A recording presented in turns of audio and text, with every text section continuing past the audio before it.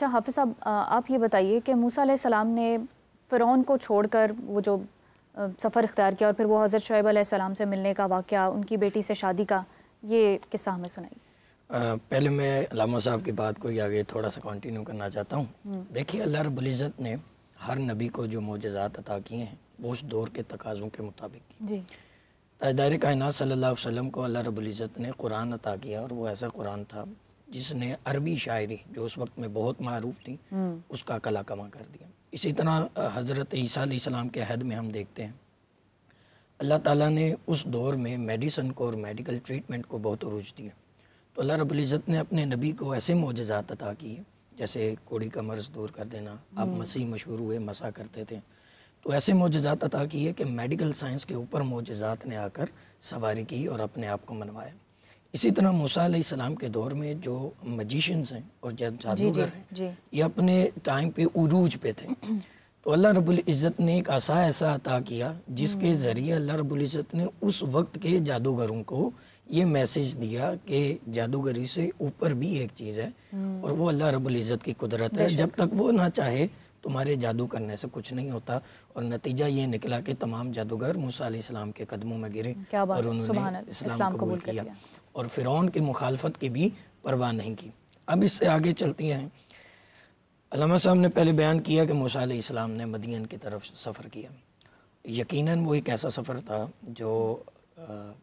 مصائب اور مشکلات کے اوپر مبنی تھا، اور بہت مشکل ہوتا ہے جب آپ ایک اپنے علاقے کو چھوڑ کر ایسے علاقے کی طرف ہجرت کریں جو آپ کا نہیں ہے، جہاں کے خد و حال آپ کے اوپر عیاں نہیں ہیں۔ جی، تو موسیٰ علیہ السلام جب وہاں سے نکلے تو اللہ رب العزت سے خیر کی دعا کی۔ چھوڑنے کی وجہ کیا بنی حافظ صاحب؟ چھوڑنے کی وجہ یہ ہے کہ آپ نے ایک قبطی کو مکہ مارا، بعض روایات میں تھپڑ مارا، اور اس سے اس کی ڈیتھ ہو گئی، جو کہ انٹینشنلی نہیں تھا، ان انٹینشنلی مکہ تھا۔ اور وہاں سے جب فرعون نے بدلہ لینے کے لیے آپ کے پیچھے افواج کو بھیجا تو آپ نے اپنی جان بخشی کے لیے وہاں سے ہجرت کی اللہ کے حکم سے۔ اب جب مدین پہنچتے ہیں تو آپ کا سب سے پہلے وہاں پہ ملاقات ہوتی ہے حضرت شعیب علیہ السلام کے دو صاحبزادے۔ جی، آپ ایک کنویں پہ پہنچتے ہیں، دیکھتے ہیں کہ وہاں پر بہت سے لوگ اپنے جانوروں کو پانی پلانے کے لیے اور اپنی ضرورت کا پانی لینے کے لیے وہاں پہ موجود ہیں، اور دو خواتین ہیں جو نوجوان ہیں اور وہ سائڈ پہ کھڑی ہیں اور ان کی باری نہیں آ رہی، تو آپ نے ازراہ احسان آپ آگے بڑھے، آپ نے پانی لیا اور ان کی بکریوں کو پانی پلایا، اور اس سعادت کے بعد آپ وہیں پہ جلوہ گر ہو گئے۔ شعیب علیہ السلام کی جو صاحبزادیاں ہیں وہ اپنے گھر کو گئیں اور شعیب علیہ السلام کو اس بارے میں مطلع کیا، تو حضرت شعیب علیہ السلام نے پیغام بھیجا کہ ان کو بلا کے لائیں۔ سورہ قصص میں اللہ رب العزت نے بہت پیاری بات، اور یہ خواتین کے لیے میسج بھی ہے، اللہ رب العزت نے کہا کہ وہ جو دو خواتین تھیں وہ ان میں سے ایک چلتی ہوئی آئی، تمشی علی استحیاء، ان کا چلنا ایسے تھا کہ ان کے چلنے سے حیا واضح ہو رہی تھی۔ کیا بات ہے، تو وہ جب آئی ہیں انہوں نے آ کر میسج دیا شعیب علیہ السلام کا کہ میرے والد محترم ہیں، وہ آپ کو یاد فرما رہے ہیں۔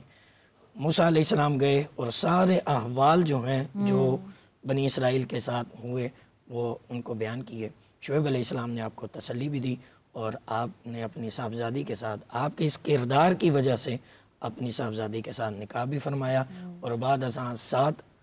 7 کی تو شرط انہوں نے رکھی تھی، 10 کا انہوں نے کہا تھا کہ آپ کے پاس آپشن ہے، تو آپ نے 10 سال وہیں پہ خدمت کی، اور خدمت کر کے وہاں سے اس کے بعد رخصت ہوئے واپس۔ اس خدمت کی کیا حکمت ہوگی حافظ صاحب؟ دیکھیے ہمارے ہاں چونکہ ہمارا جو نفس ہے ہمیں محنت اور ریاضت سے بگاتا ہے۔ دیکھیے ایک نبی یا کوئی بڑا بھی منصب ہوتا ہے وہ ہمیں روکتا ہے کہ ہم کوئی ایسا کام کریں جس میں ہمارے لیے بوجھ ہو یا ہم اس کو بوجھ محسوس کریں۔ حضرت موسیٰ علیہ السلام نے جو بکریاں چلائیں اور جو باغات کی خدمت کی وہ آپ کا نفس سے خلاصی پانے کی طرف اشارہ ہے۔ اچھا، اللہ تعالیٰ نے سورہ مریم کے اندر اس کا ذکر بھی کیا، وَاذْكُرْ فِي الْكِتَابِ مُوسَىٰ إِنَّهُ كَانَ مُخْلَصًا، وہ نفس اور نفسانی خواہشات سے چھٹکارا پانے والے نبی تھے، اور آپ نے اس چیز سے چھٹکارا پا لیا تھا کہ میں اتنا بڑا صاحب حیثیت، میں ان کے یہ چھوٹے کام کیوں کروں۔ آپ نے وہ کام کیے، خدمت کی، کہ ایک نبی غیر کے سامنے نہیں جھکتا ہے۔ صحیح، چونکہ معلوم ہوتا ہے کہ وہ علم نبوت سے اس بات کے اوپر مطلع تھے کہ یہ شعیب علیہ السلام کی طرف سے یہ جو خدمت کہی گئی ہے یہ اللہ کے حکم کے مطابق ہی ہے، تو اس لیے انہوں نے رضا اور باخوشی اس کو سر انجام دیا۔ صحیح۔ وقار صاحب، ابھی جیسا کہ ذکر ہوا، حافظ صاحب نے بڑا خوبصورتی سے بیان کیا، اور اس دور میں جادو کا فتنہ بہت زیادہ تھا۔ سامری ایک جادوگر بہت مشہور تھا، اس کا کیا قصہ تھا؟ سامری کا قصہ یہ تھا کہ سب سے پہلے تو میں ایک بات جناب آپ صاحب نے جو بات ذکر کی اس میں ایک پوائنٹ جو ہے نا وہ اپنے ناظرین کے لیے اجاگر کرنا چاہوں گا کہ موسیٰ علیہ السلام نے جس طرح شعیب علیہ السلام کے گھر میں خدمت کی اور بکریاں چرائیں، یہ جو بکریاں چرانے والا کام ہے نا، یہ اللہ تعالیٰ نے اپنے ہر نبی سے لیا ہے تقریباً۔ اچھا، ہمارے آخری پیغمبر سیدنا محمد رسول اللہ صلی اللہ علیہ وسلم نے بھی بکریاں چرائی ہیں، کیونکہ جو لوگ دیہاتوں میں رہتے ہیں ان کو اندازہ ہے کہ بکریاں چرانا کتنا مشقت والا کام ہے، جس طرح آپ نے بات کی کہ نفس سے خلاصی جو ہے نا وہ پانا۔ پھر اسی طرح جو لوگ اللہ کے دین کا کام کرنا چاہتے ہیں دنیا کے اندر نبیوں کے بعد بھی، یہ ان کے لیے پیغام ہے کہ اگر ان کی زندگی مشقتوں والی زندگی ہونی چاہیے اور ان کو کسی کام کے اندر اپنے آپ کو آر جو ہے نا وہ محسوس نہیں کرنی چاہیے۔ بالکل، یہ ہمارے لیے ایک اسوہ ہے ان کا، بے شک۔ تو یہ اللہ تعالیٰ نے ان سے جو ہے نا وہ کام لیا۔